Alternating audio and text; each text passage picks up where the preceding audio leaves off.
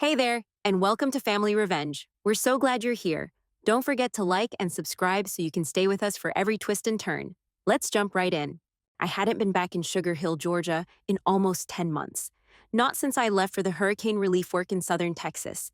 I'd seen bodies stacked like plywood and slept in a tent beside the generator hum. But somehow, walking into my sister's patio barbecue felt worse. The smell of grilled ribs hit me before the music did, country twang mixed with some top 40 beat pounding out from the deck speakers. People were laughing, kids running around, and the fake cheer of it all made my stomach tighten. These weren't bad people, technically, just suburban soft, comfortable. I stepped through the side gate and spotted my niece first. 16, phone in hand, acrylics clicking on the screen. My sister's house had that Instagram perfect look: white siding, potted plants nobody watered, fake fall leaves even though it was still hot out. Quick note: before we go further, share which city or country you're watching from. I scanned the patio, saw Uncle Jim with a beer belly hanging out from under his Falcons shirt. Aunt Rachel was loading paper plates with baked beans like she was solving world hunger. No one saw me yet. Then I noticed her. Tucked way off to the side of the house, almost behind the HVAC unit, was a plastic patio chair. In it sat my great Aunt Ruth. Alone, a full dish of banana pudding in her lap, melting. A single spoon untouched. My heart dropped. I walked straight over, my boots crunching gravel.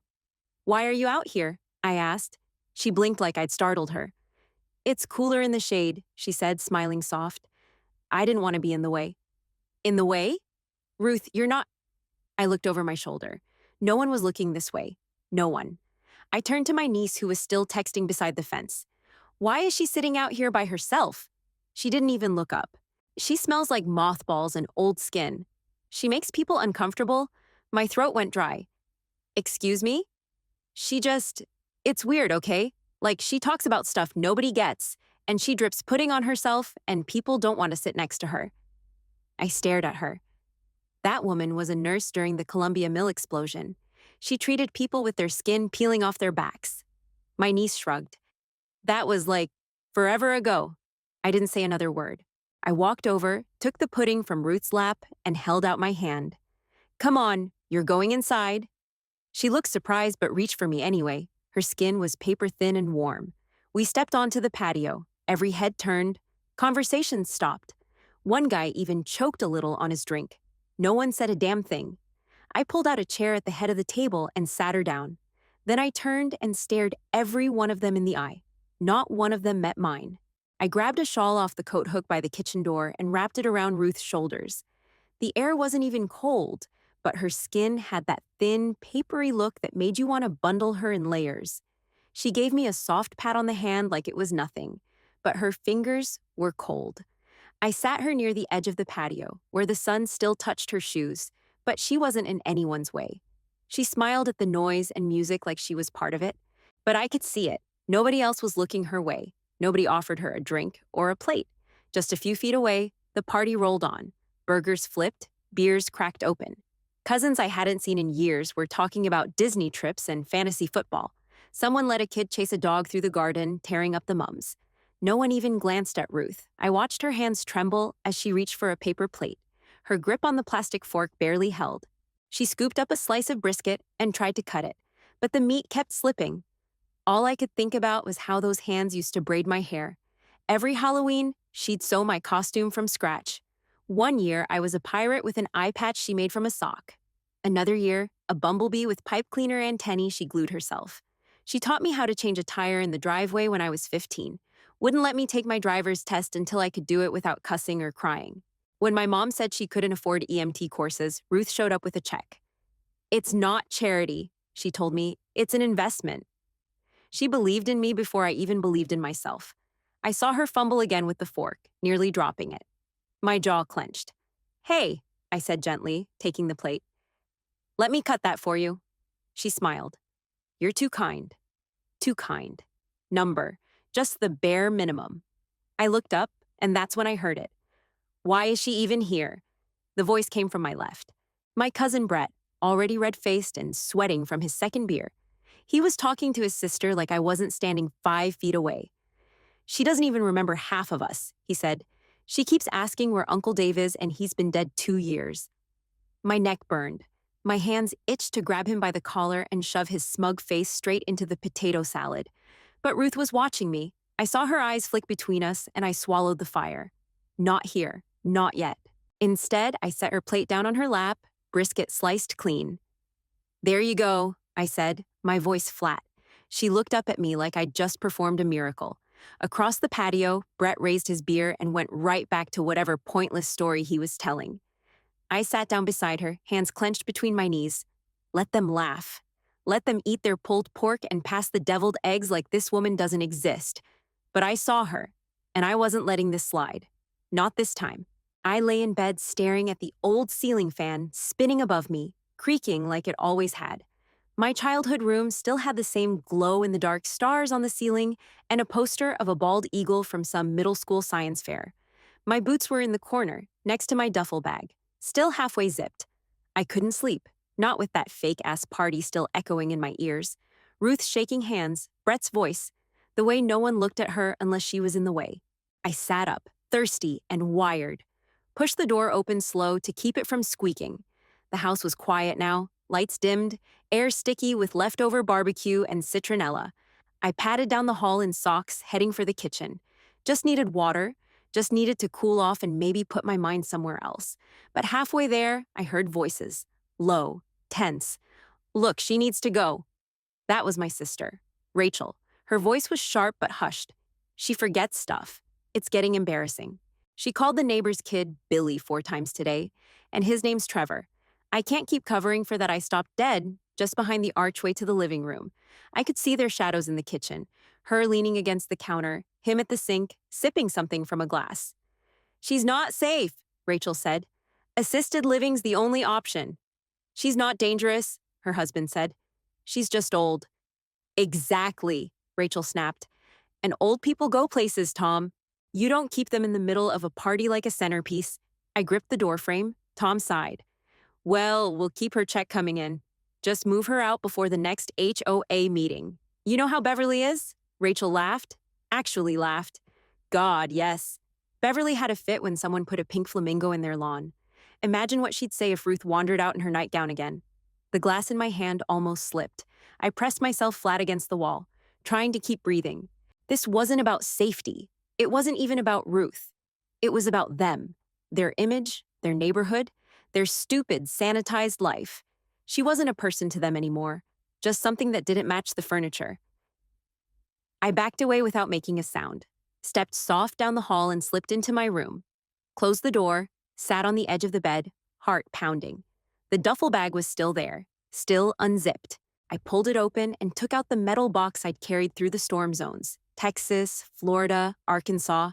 It held emergency gear, trauma scissors, burn wraps, blood stop powder, field tags, stuff that had seen more pain than this house ever would. I stared at it, then looked toward the closet where Ruth's old trunk sat under a faded quilt. Number. They weren't doing this. They weren't going to erase her like a mistake in their perfect little life. She saved lives. She raised me. They wanted her gone because she made things uncomfortable. Well, I was about to make it a whole lot more uncomfortable. I took the emergency box and shoved it under my bed, pulled my boots on, tied them slow, methodical. I wasn't leaving yet, but I wanted to feel the weight of them. This wasn't over. It hadn't even started. I didn't sleep. I just waited. By the time the sun cracked through the blinds, I could hear movement downstairs. Coffee mugs clinking, someone opening the fridge, the low murmur of local news on the TV. I tied my hair back, rolled my sleeves, and headed down like I wasn't carrying a live grenade in my chest. They were all in the kitchen. My sister Rachel was at the stove scrambling eggs like she was the picture of domestic bliss. Tom was leaning against the counter in gym shorts, sipping black coffee. My niece, Haley, sat at the island picking at a bowl of cereal with her phone in her other hand. Ruth sat at the breakfast nook, quiet, staring out the window like she wasn't really there. I stepped in, dropped my hand on the table, and said, "You're not moving her anywhere." The room stilled. Rachel glanced over her shoulder with a raised eyebrow. "Excuse me?" "You heard me." I pointed straight at her. "She's not going to assisted living." "Not while I'm breathing?" Rachel let out a short, sharp laugh and went back to stirring eggs. "It's not your call, Ava. You haven't been around. You dropped in for one barbecue and now you're running the show?" I heard you, I said. Tom turned. What? Last night? You and her in the kitchen, I jabbed a finger. Talking about checks, about image, about Beverly from the HOA like she gets to decide where Ruth lives. Rachel's face dropped. You were spying? No, I snapped. I was getting water in the house I grew up in. And I heard two grown adults plotting to dump the woman who raised us because she makes your cocktail parties awkward. Haley rolled her eyes. Here we go. You're playing hero again? I turned to her. Say that again. She smirked. You come in all dramatic, like you're some war zone saint, but you don't live here. You don't know what it's like day to day? She forgets everything. She makes weird noises. She wanders. Ava, I didn't respond. I just walked out of the kitchen and down the hall. My boots thudded against the hardwood like gunshots. I yanked open the closet and dragged out the old metal trunk. The thing was dented, scratched, and heavy as hell. The wheels squeaked all the way into the living room. Everyone followed. I shoved it in front of the fireplace, flipped the clasps, and lifted the lid. Inside, a worn stack of laminated ID badges. Disaster response. 1977, 1982, 1995, medals, letters. A cracked photo of Ruth standing in rubber boots over a gurney in what looked like a tent hospital. Blood on her apron, fire in her eyes. She saved lives, I said, loud and clear. I pulled the photo out and held it up for all of them. When the Columbia Mill exploded in '78, she didn't run.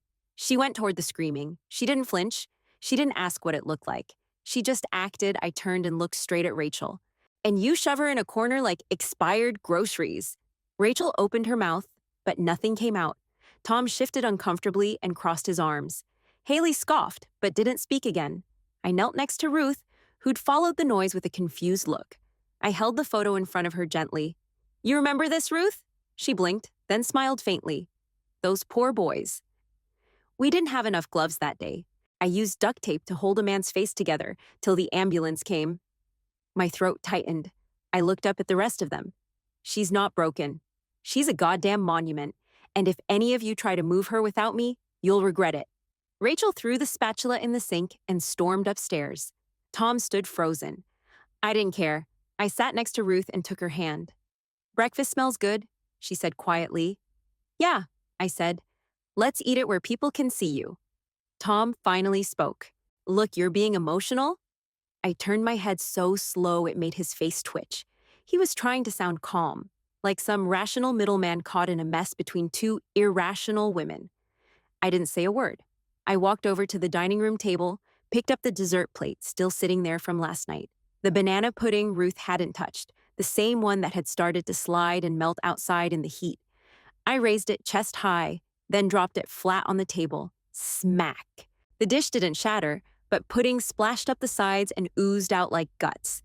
This is what you gave her, I said. The room froze. The sound of that plate had snapped everyone silent. I looked around. Rachel back at the bottom of the stairs, arms crossed tight.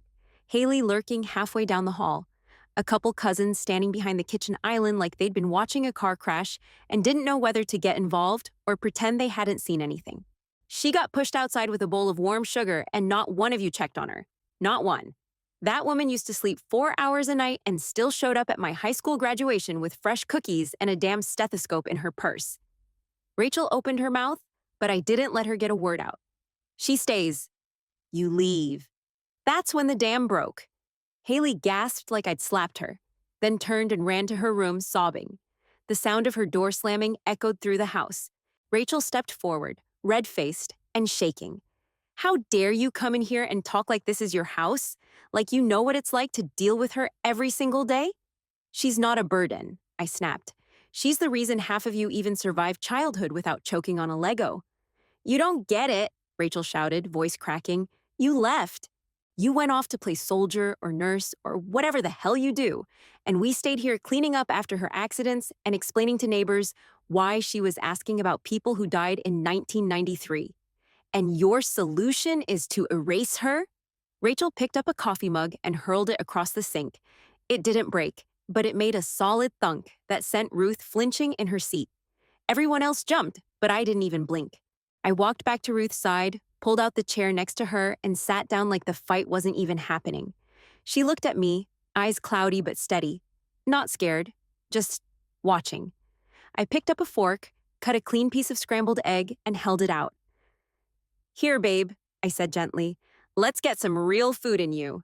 She opened her mouth and ate, chewing slow. Behind us, the arguing kept going, cousins blaming each other, Rachel screaming about betrayal, Tom trying to play peacemaker while failing miserably. But I didn't move. I didn't yell back. I just kept feeding the woman who fed me my whole life. I set the fork down and reached for my phone. My hand didn't shake, my voice didn't crack. I tapped Liv and watched the red light blink on. This is what family neglect looks like, I said straight into the camera. Behind me, the house was still loud. Rachel yelling at someone, Haley crying upstairs, Tom trying to herd people like they were loose cattle. But I didn't flinch. I angled the camera toward Ruth. This is my great aunt. She's a retired trauma nurse. She responded to 4 factory disasters, worked through hurricanes, trained 24 EMTs, and still took in kids when their own parents failed.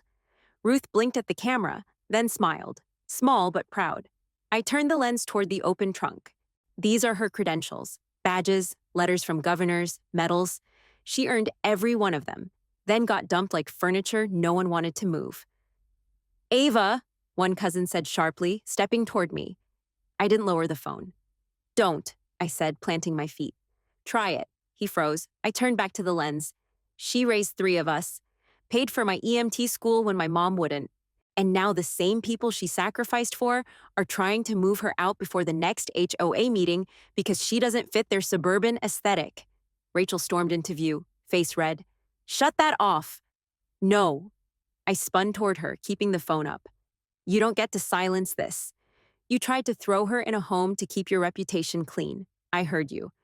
Keep the check coming. You were going to lock her up while you cashed her damn pension. Someone gasped. Someone else dropped a glass. I moved the camera, one face at a time. You, the niece, mocked her for being gross. You, the cousin, asked why she was even invited. And you, I pointed to Tom, stood there and smiled while your wife plotted to erase the only decent human in this house. My phone started buzzing, notifications pouring in, likes, comments, views ticking upward. Tom tried to block the screen with his hand. This is private. She's not a secret, I snapped. She's not a burden. She's the reason half of you didn't end up in juvie or worse. Rachel lunged toward me again. Turn it off now or I swear, do it. I dare you, I said without moving. More buzzing. A cousin's phone lit up. Another's started ringing. Oh my God, someone muttered. My boss just texted me. Why is Beverly in the group chat? Another whispered. Because people are watching, I said calmly, and now they see you for what you are. Behind me, Ruth shifted in her seat. I turned the camera back to her. She straightened, eyes clearer than I'd seen in days. Like something in her had snapped into focus. She looked straight into the lens, then up at me. You're like me, she whispered. I nearly lost it. The room went quiet for the first time all morning. She reached up, patted my hand. You don't run. You see fire and you walk straight into it. I swallowed the lump in my throat. Only because you showed me how. The comments were pouring in now. This is powerful. Where can we send support? What's her name? We want to honor her. Someone behind me muttered, turn it off, please. Make it stop. But I didn't. I held the phone steady, recording every flinch, every guilty face. Ruth kept holding my hand. The only sound in the room was the digital heartbeat of justice pounding in real time. They wanted her forgotten. But now the whole damn world could see her. The live stream was still racking up views when the first car pulled into the driveway, then the second, then 3 more. By noon, the cul-de-sac was packed. I stood at the front window, arms crossed, watching the wave come in. Most of the family stayed hidden in the kitchen or slunk off upstairs. Haley hadn't shown her face since breakfast. Tom kept pacing, muttering about damage control. Rachel just sat at the dining table, eyes glued to her phone, jaw tight. I didn't say a word to any of them. I opened the door. An older man with a fire department cap stepped out of a white pickup, holding a bouquet of cheap grocery store roses. She here? He asked. She's here, I said. He nodded and walked in like it was his own house. No hesitation. Behind him came a group of women in worn scrubs and zip-up hoodies. Some had name tags. Others just carried Tupperware. There were cards, crock pots, a homemade quilt folded under one woman's arm, and stories. They came from down the block, Across town, and 2 counties over, someone set up folding chairs on the lawn. Someone else started passing out lemonade. A guy pulled out a Bluetooth speaker and played old country music, low and respectful. I wheeled Ruth out onto the porch, her hands tucked under the jacket I'd pulled from the trunk, faded green with the old emergency response patch still clinging by a thread. She blinked at the crowd. "Are we being robbed?" she asked. "No, ma'am," I said softly. "You're being seen." The woman who'd brought the quilt stepped forward first. Her voice cracked as she spoke. "Your aunt saved my baby in 1978. We were trapped in the back of that mill when it blew." She carried my little girl out wrapped in her own shirt. A guy in a paramedic shirt added, "She was the only one who stayed after the second explosion. Everyone else ran." Another voice. "She used to bring peanut butter sandwiches to the station on Sundays. Just showed up, like clockwork." A small group of nurses stood on the sidewalk in a neat little line. When I brought Ruth to the porch edge, they started to clap, slow, in unison. Nothing dramatic, just solid, steady recognition. Others followed, some saluting with hand over heart, others just standing still with tears in their eyes. Ruth didn't speak. She looked down at the patch on her jacket and touched it with 2 fingers. That was it. But it said enough. Inside the house, I could feel the tension vibrating through the walls. Rachel finally appeared behind me, trying to look calm, like none of this had happened. She stepped out, fake smile glued to her face. "Maybe it's time we all come together," she said. "We could use this moment to make peace." I turned slowly and blocked the doorway with my body. "She needed peace years ago," I said. "Now you can sit in the back and listen." Her jaw dropped open. "You can't seriously." Back. See, a few people in the yard turned toward us, listening now. Rachel flushed and backed up. Not another word. I turned back to Ruth, adjusted her shawl, and crouched beside her. "You seeing this?" I asked. She didn't speak, but her hand moved from the jacket patch to mine, resting soft on my knuckles. People kept coming. Some stayed 5 minutes, others lingered. The porch filled with flowers, old photos, and warm food we didn't ask for. Nobody was loud. Nobody came for drama. They came for her. The sun dipped lower, turning the yard gold. The buzz of voices stayed soft, reverent. No one was taking selfies. No one was posting for clout. They were just remembering the woman who'd been forgotten. By the time the last casserole dish was covered in foil and the porch cleared out, the house felt like a funeral. No one talked. The TV was off. Phones were face down. The air inside was thick. Shame, mostly. And something else. Silence no one wanted to break. I was standing by the kitchen sink, rinsing out a lemonade pitcher, when Tom finally found his nerve. He stepped into the doorway like he was about to give a TED Talk. "You went too far," he said. "We look like monsters." I turned off the faucet, wiped my hands on a dish towel, and faced him square. "That's because you were." His mouth opened, then closed. He didn't say another word. Behind him, Rachel stood half-shadowed in the hallway, arms crossed, face blotchy. Her mouth was tight, but her eyes were raw. She stepped forward slowly. "I was always second best to her," she said, voice hoarse. "Even when we were kids." Mom left, and Ruth stepped in, and suddenly you were the golden child and I was the background noise. I didn't say anything. I let her keep going. "She made your Halloween costumes. She helped with your homework. She went to your EMT graduation. You know what she did for mine? Sent a card." "That's it." I raised an eyebrow. "You were 17 and living with your boyfriend." Rachel shook her head. "It doesn't matter. She still picked you, and when she started forgetting things, I thought maybe it was my turn. My turn to be first." Tom stepped behind her. "Quiet now." "She was always so put together," he muttered. "Even after her hands started shaking, she still acted like she knew what to do." "Like we needed her." "You did need her," I said. Rachel wiped under her eyes with the heel of her hand. "Yeah, well, we hated that we did." In the corner of the room, Ruth stirred in her chair. I hadn't even noticed her eyes were open. She looked up, soft and alert, like she'd heard every word. "You didn't have to be me," she said. Her voice was thin, but clear. "Just love me," Rachel choked. Tom backed away like he'd been slapped. No one said a word. I walked over and knelt beside Ruth's chair. Her hand was resting in her lap, curled slightly. I reached for it. She held on tight. Rachel stared at us for a long moment, mouth trembling. Then she dropped into the nearest chair and buried her face in her hands. No more shouting, no more justifying, no more planning behind anyone's back. Just the truth, laid bare. And for once, they finally listened. 2 days later, our front yard looked like something out of a small-town 4th of July parade. Not loud, not flashy, just clean chairs in neat rows, a folding table covered with a red cloth, and a podium someone borrowed from the high school gym. The councilwoman showed up in a navy pantsuit, hair tight in a bun, and clipboard in hand. Next to her stood the regional EMT union rep, a wide guy in a button-up that didn't quite button all the way. Dozens of people were already gathered by the time I wheeled Ruth out onto the porch, some in uniforms, some in jeans and polos, all standing like they were waiting for church to start. I stood behind her, hands on the chair.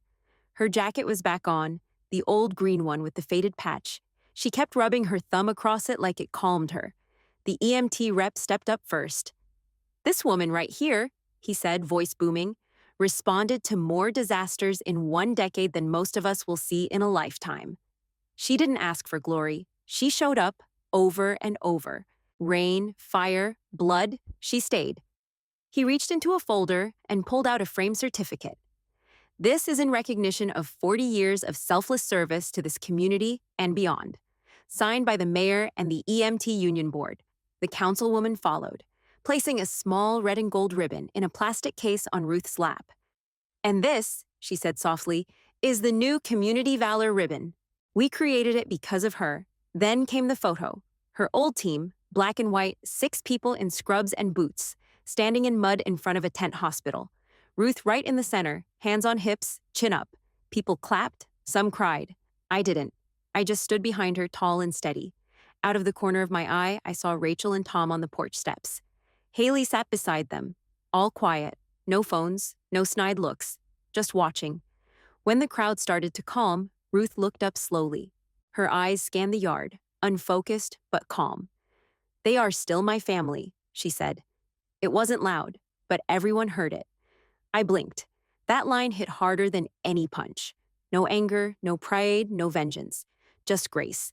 The kind of grace I hadn't earned yet. The ceremony wrapped up. People came forward one by one, shaking her hand, touching her shoulder, dropping flowers in her lap. I nodded when they looked at me, but I didn't say much. My throat was tight the whole time. As the crowd thinned, the quiet crept back in. The folding chairs were stacked. The podium was wheeled away. The family helped, slowly. Nobody talked much. Rachel took down the ribbons from the bushes. Tom cleared plastic cups. Haley swept the porch without anyone asking her to. I didn't speak to them. Not yet. That night, I found Ruth in the dining room, folding napkins that didn't need folding. She was humming something tuneless but peaceful. "You good?" I asked. She looked up, confused for a second, then nodded. "They were kind today." I smiled. "Yeah, they were." She went back to folding, slow and careful, like it mattered. I helped her to bed, tucked the quilt around her legs, and kissed her forehead. The medals were on her dresser, shining under the soft lamp glow. I leaned in close and whispered, "They'll never forget you." She didn't respond, but she smiled in her sleep. The next morning, I sat at the kitchen table scrolling through messages, hundreds of them. Some came from Kansas, others from Maine, even one from a nurse in Alaska. She reminds me of my grandmother. They put her in a home without telling me. I was an ER tech for 20 years. Nobody ever thanked us like this. Please tell your aunt she's a damn hero. Photos poured in. Old hands, medals, grainy snapshots of women in scrubs, men in uniform. So many people, all saying the same thing. We remember now. Behind me, Ruth shuffled in wearing socks and one of my hoodies. She stared at the counter, puzzled. "Why are we getting so much mail?" she asked.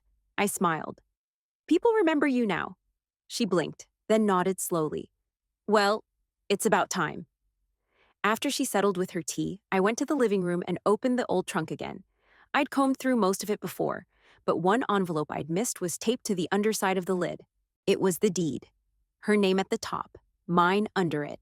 Transferred, signed, notarized, done over a year ago. She'd already made the decision before the forgetting started. I stood there holding it for a minute, just breathing. No one had challenged it. Not a single cousin or sibling or HOA bootlicker had said a word. They'd gone quiet, humbled maybe, or just exposed enough to back down. I poured 2 mugs of coffee, wrapped us both in blankets, and brought her outside. The porch still smelled like yesterday flowers and paper cups, sun warmed wood. Kids rode past on bikes, yelling to each other about who was winning. One of them saw Ruth and waved like she was the mayor.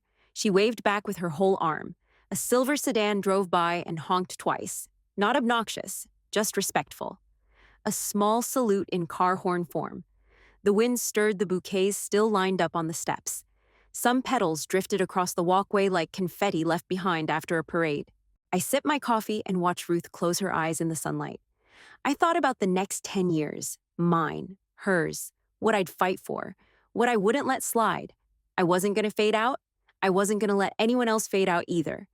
She started humming under her breath, that soft, tuneless sound she always made when folding laundry or boiling water.